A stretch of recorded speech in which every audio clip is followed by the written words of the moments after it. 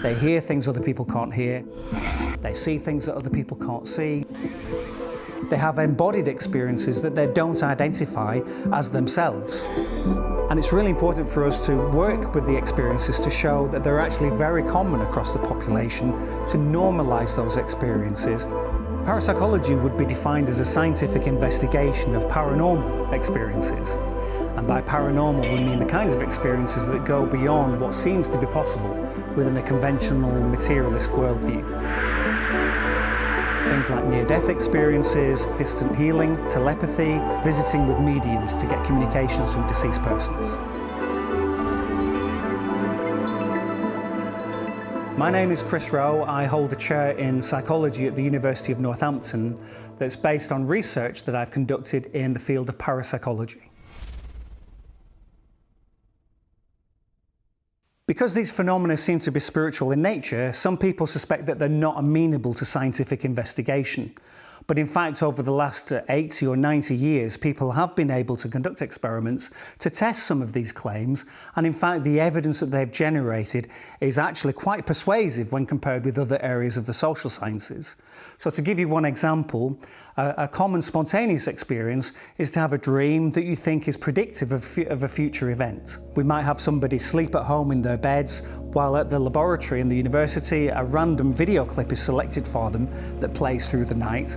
And then when people come into the lab the next day, we get them to see if they can identify what clip we've chosen for them based on their dream account. So we know that just by chance, people should be correct 25% of the time. In actual fact, in those experiments, people are accurate about 32% of the time. Now that might not sound like a great deal of difference, but statistically across lots and lots of experimental trials, that's astronomically significant. So I became interested in parapsychology as a young teenager. I was aged about 14 and became interested in the great mysteries of life, the universe and everything. And that included bizarre phenomena like Bigfoot and the Loch Ness Monster and UFO visitations. Strangely, I found that the accounts of those wasn't very satisfying because they seemed to revel in the idea that these were mysterious and would never be understood. And I was much more attracted to parapsychology because this was a rigorous scientific method, which although it made much more tiny steps towards the truth, actually was attempting to discover something and find out something new. And so from the age of 14, I decided to become a parapsychologist. So are you now satisfied with the answers you've found? Not in the least. That's the other part. So if you talk to parapsychologists, they've got books on the shelf about quantum mechanics, cosmology, consciousness studies, all the questions that we have no hope in hell of having an answer to in our lifetime. So you've got to be ambiguity tolerant in parapsychology. We'll never know anything. We're at the foothills and we might be able to make base camp.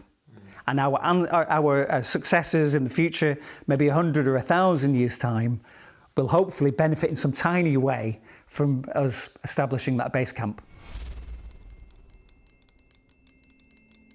One of our core interests has been in mediumship. How is it that people come to identify as mediums, and how do they make sense of the experiences that they're having, which in other circumstances could lead to some kind of diagnosis of some kind of clinical or mental health condition. They see things that other people can't see, they hear things other people can't hear, they have embodied experiences that they don't identify as themselves. Now, you shouldn't really talk about such things to a GP or to a psychiatrist, or you may end up with a clinical diagnosis.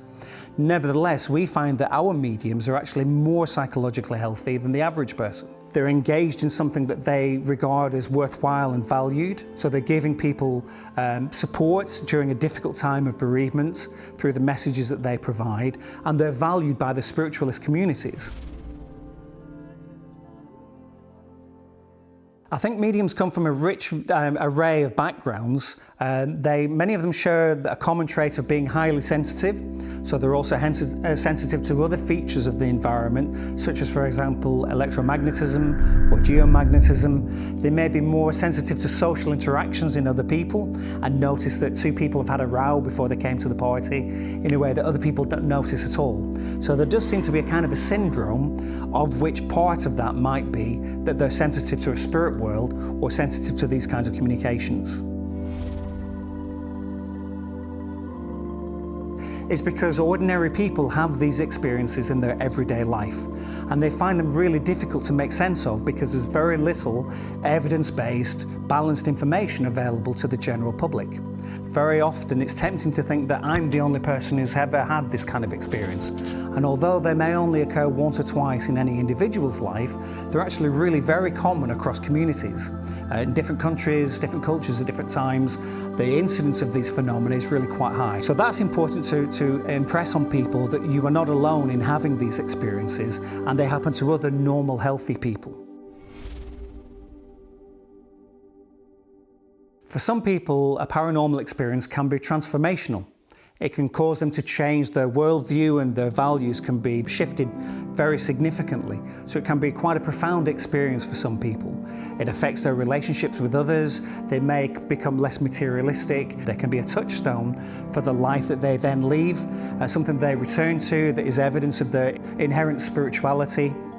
So these are very important experiences for people. It depends who you talk to, of course. I mean, not in the least in many ways.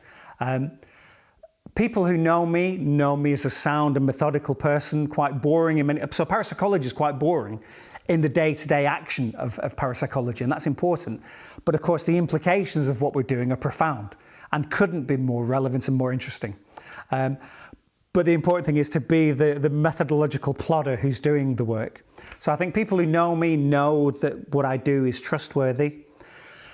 But the ideas that I entertain are so far beyond the pale for them, far beyond anything they could consider, that no, I'm not taken particularly seriously, I don't think. It's odd to say. I mean, I got a chair in parapsychology, and that's really quite difficult. A chair in psychology, that's really difficult to do. Very few people get promoted to that level. But I work bloody hard, and I think it's mainly through the hard work and the graft that I've gotten there, really.